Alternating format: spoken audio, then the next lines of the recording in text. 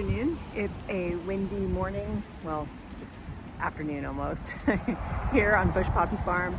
And I'm going to be taking after thinning pears today. So thinning fruits means basically taking most of the fruit in each cluster away, leaving one or two really strong ones so that they can get big and tasty. If you leave the whole cluster, this is for apples, pears, some cherries. If you leave the whole cluster, they'll all grow, but they'll be very small, and it puts more stress on the plant. So if you look right here, I'm training this tree to have lots of side branches so that it will send up spikes for fruiting, which it's doing. But if all of these stayed on the tree, this branch would become so heavy it would probably snap. So that's another good reason to thin your fruits. And the ideal time to do that is when they're about 1/2 inch to 1 inch long. So I'll show you what I'm gonna do on this first cluster, and then I'm just gonna go after the rest of the tree.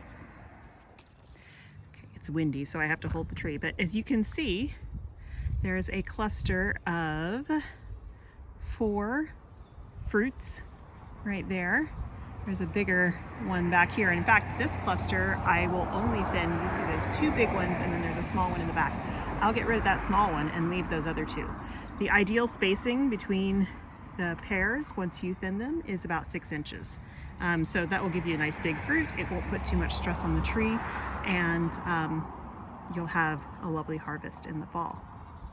So basically what I'm going to do is come in here with my snips, and you don't want to yank these off. You do want to just remove them with pruners, or I'm using my flower snips, because if you yank them off, you may damage the bark of the tree and then you might lose that whole cluster of fruit. So this one is a really good size, so I'm going to leave that guy, and this one is a pretty good size. These other 2 are really kind of small, so I'm going to take those off. And that's it. Right, so that cluster is done. And like I said, this back cluster here, I'm only going to remove that small one and leave the other 2 to do their thing. So that's it about pear thinning. The same thing holds true for apples. Actually, it's more important for apples.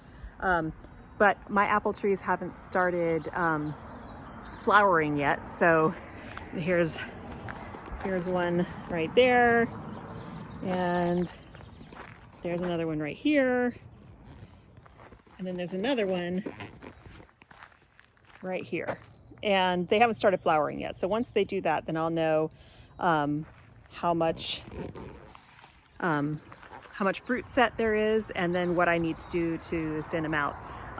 Also, I wanted to show you really quick, I planted a trellis with some roses as an entrance to the garden. So here, take a look at this. Okay, so orientation here. There's the front gate to the vegetable garden. Here's my garden beds. Things are really popping now. It is the beginning of May. Look at the potatoes, my goodness. And the peas are super happy. I've even got sprouts on tomatoes, which is kind of surprising. Carrots and radish and garlic and onions all coming along. Here's my tomato bed. If you're wondering what everything is planted around the beds, those are nasturtiums. I love to plant flowers in amongst my vegetables. First of all, it attracts pollinators, and often the flowers keep any nasty bugs from eating my vegetables. So it's a really good system, and it makes it look pretty, because once these nasturtiums are flowering, it's just so pretty. So I've got let's see, 6 tomatoes in here. This one is a veranda, compact little porch variety that can actually be grown in a pot, but I've got one on the back porch in a pot, but also out here in the garden, and there's already little baby tomatoes in there. And then back here there's a tomato. This is really early for fruit set on my tomatoes, and so I'm kind of surprised, but I've got I've got a lot of tomatoes on the property right now, in pots and in this bed. So hopefully, with like 5 different varieties, so hopefully we'll have a lot to choose from. Lettuce bed is going strong, lots of yummy stuff in there. I've eaten the romaine, but we keep pulling off of the green butter lettuce. I love butter lettuce. This over here is my sunflower successions, and you see these are the first ones that got planted. So those are getting tall. These are all single stem sunflowers that will be used as cut flowers. They get smaller and smaller as you go because I succession plant them, and that means every week I come out here and I put in like 3 short rows of seeds so that I will have a harvest the entire growing season, because these are single stem sunflowers. Once they're cut, that's it. I'm also starting branching sunflowers so that I can sell them in pots for customers who want to grow big shrubby sunflowers in their gardens. This is a sweet potato trellis set up here. I've got 5 sweet potato plants planted in there. They'll start climbing that soon. This is my pollinator border, which is dramatically filled out since the last time I did a little tour here. And then here's the trellis. So I got this from Gardener's Supply. It's a metal trellis, and then I planted climbing rows on each end. So there's a climbing rose right here, and there's a climber right here, and this one is just about to bloom.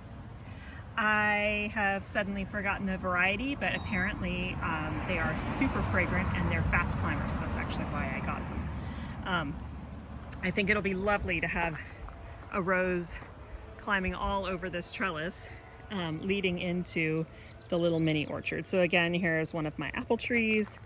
This is a pear, which I'm trying to decide what to do with because it loves to put on tons of green growth, but does not flower, does not produce fruit, and it's got blister mite.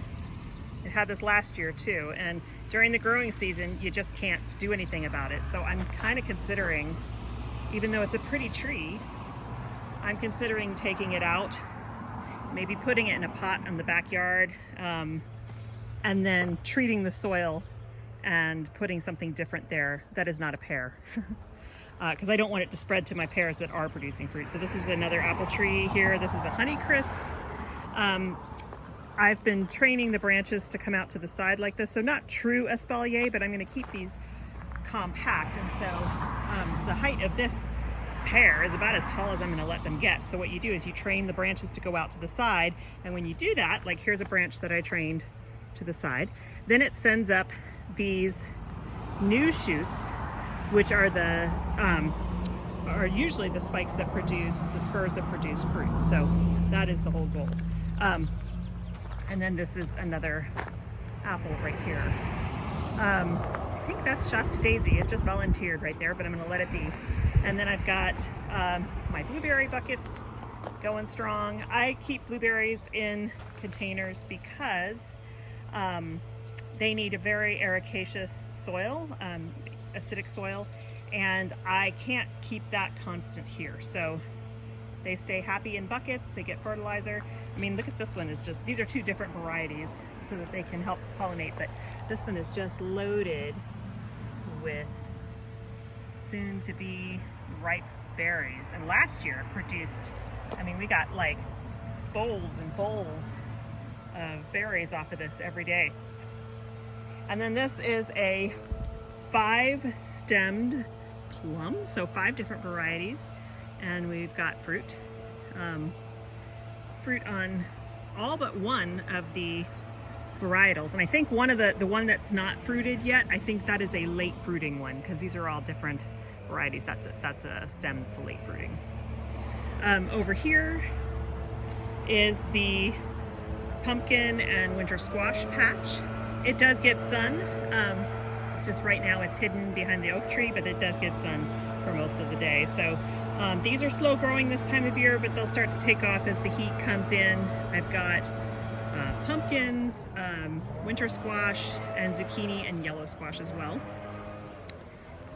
We have 3 blackberry, thornless blackberries that grow on this fence. So it's great because I didn't have to rig up anything additional. And then that is a grape. That is a ruby red seedless grape. And this is a pomegranate. So that'll be fun to get fruits off of that at the end of the season. I didn't intend this to be a tour, but here we are.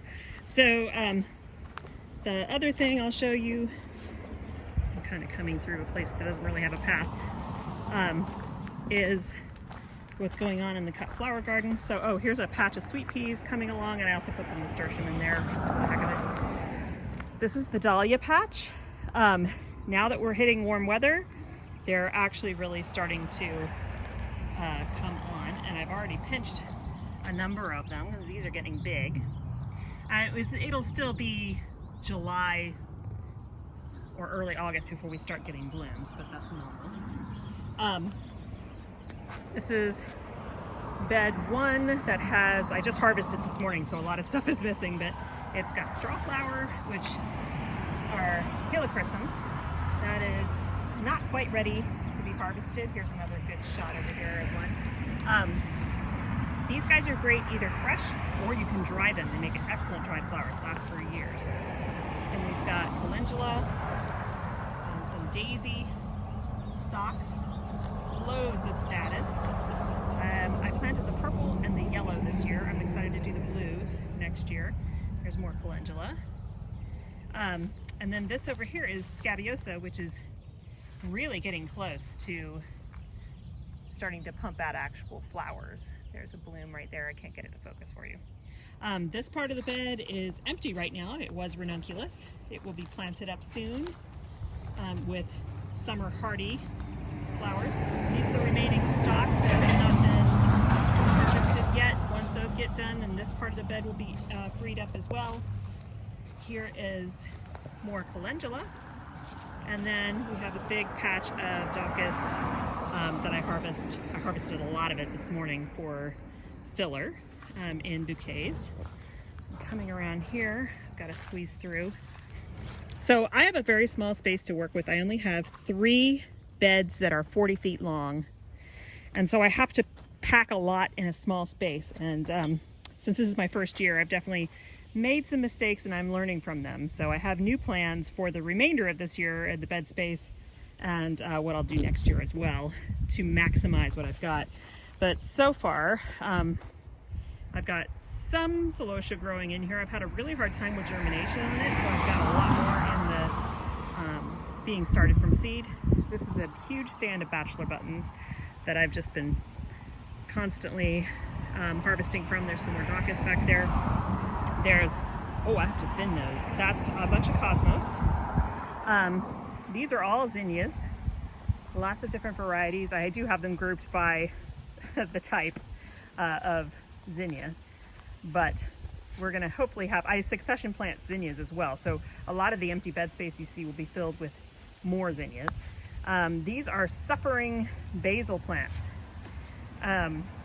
They just, I think because when I put them out here, we got hit with, a month after our last frost, we got hit with a freezing temperature overnight, and I think it just kind of shocked them. They're having a really hard time catching up.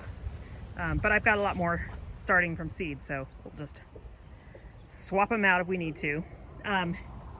This is a little bit of Queen Anne's lace in the front. This is all cosmos. Different varieties here. We have some scabiosa and a bunch of rudbeckia, lots of different varieties.